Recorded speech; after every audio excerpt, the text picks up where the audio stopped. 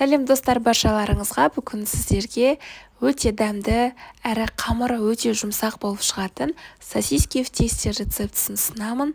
Дәл осындай сосискиларды бұрын мектеп кезінде сатып алатын болатынмын, ал қазіргі уақытта өзім жасаймын. Дәл осы рецептпен менен бірге жасаңыздар.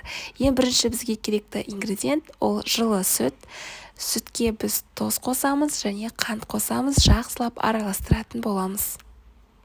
3 шай қасық қант қосатын боламыз. Біздің қамырымыз тәтті болу үшін және жарты шай қасық тұз қосатын боламыз. Жақсы дәм беру үшін. Жақсылап араластырамыз, қосқан ингредиенттеріміз еру үшін. 1 ас қасық дрожж қосамыз.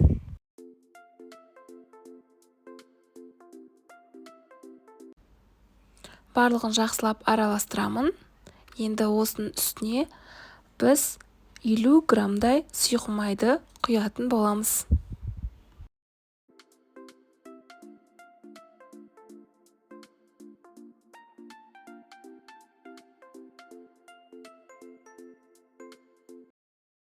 Енді біз ұнымызды алдын ала илектен өткізіп қойсақ болады. Он шамамен менде 430-450 граммдай кетті. Мен алдын ала илектен, яғни сеткадан өткізіп алдым. Енді ұнымызды барлығын бірден салмаймын, 3 бөлікке бөліп салатын боламын.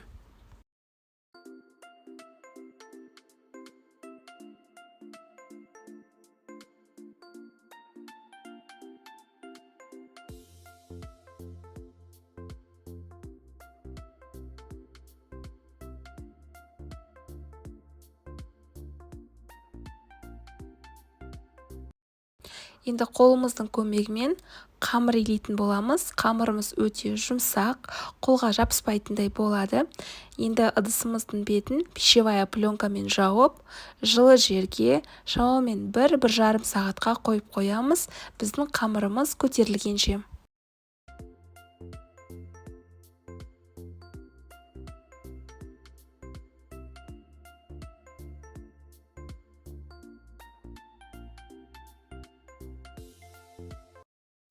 Біздің қамырымыз өте әдемі болып көтерілді, биік болып.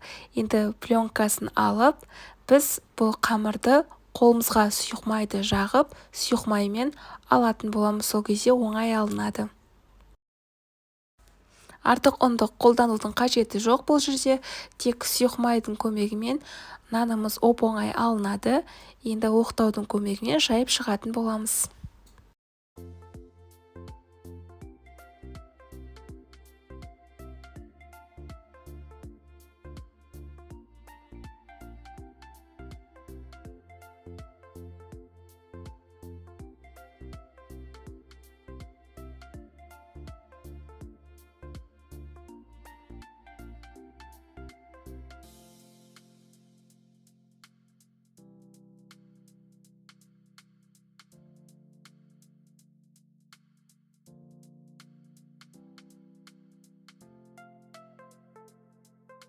Енді қамырларымызды осындай бөліктерге бөліп шығатын боламыз.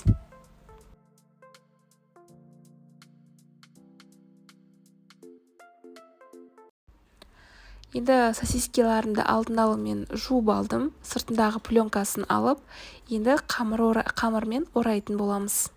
Дәл осылай видеодағыдай ораңыздар, өте жақсы болып шығады піскен кезде.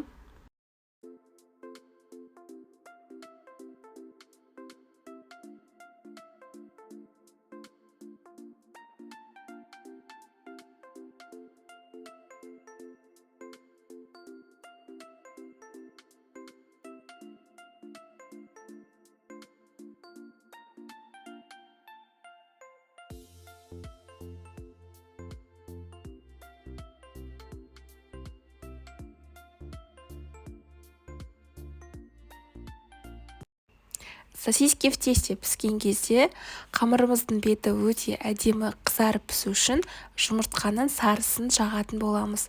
Осындай щетканың көмегімен жағып шығатын боламын, тек сарысын ғана. Қызып тұрған пешке салатын боламыз. Осы кезде алдын ала пештеріңізді қысыр қойсаңыздар болады. Жұмыртқаның сарысын сіздің қамырыңызға жағып жатқан кезде, яғни қызған пешке 180 градусқа шамамен 35-40 минуттай пісіретін боламыз.